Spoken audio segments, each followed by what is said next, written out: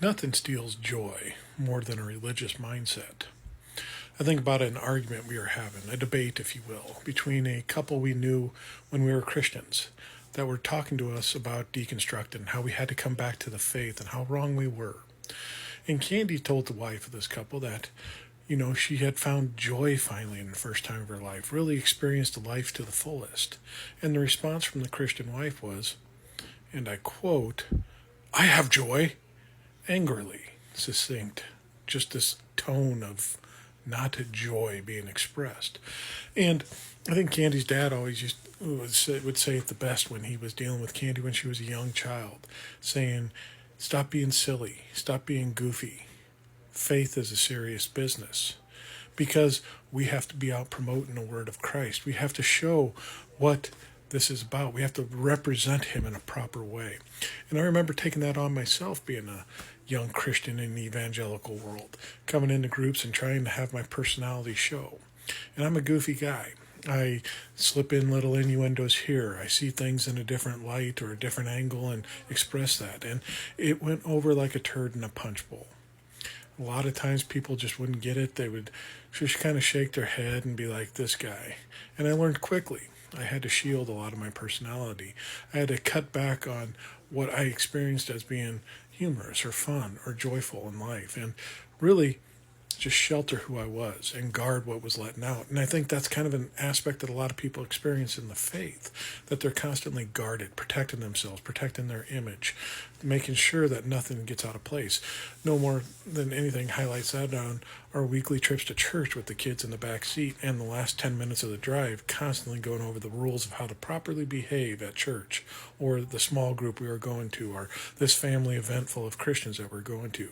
Don't say this, don't talk about that, don't act like this, don't do this to your sister, don't do this to your brother. All these things, just so we had a proper image, and pulling the joy away from children. And about children, how often do we just steal joy from them because of the faith that we practiced? Don't enjoy the simple things in life.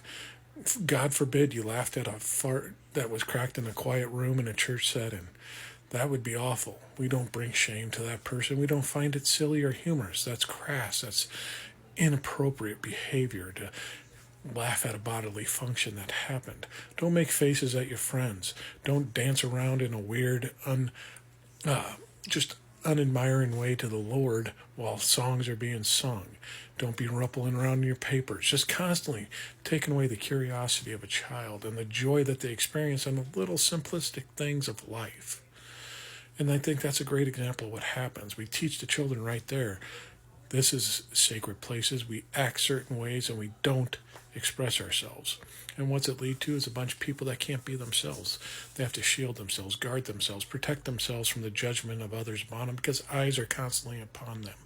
And I think it's very ironic that in a church setting on a Sunday morning, you could be singing about the joy pouring from your heart and the happiness the Lord has given you, while mindfully thinking about how horrible of a singer you are, keeping your voice low so you don't distract from people around you, and one eye on your kid to make sure he's not picking his nose or poking at his brother and sister. There's no joy in it. It's stolen, it's robbed, because we were constantly on guard.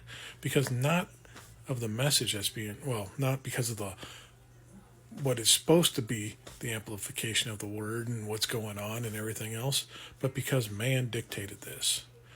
We have to show this respect and reverence. This is how we have to be so we can be controlled.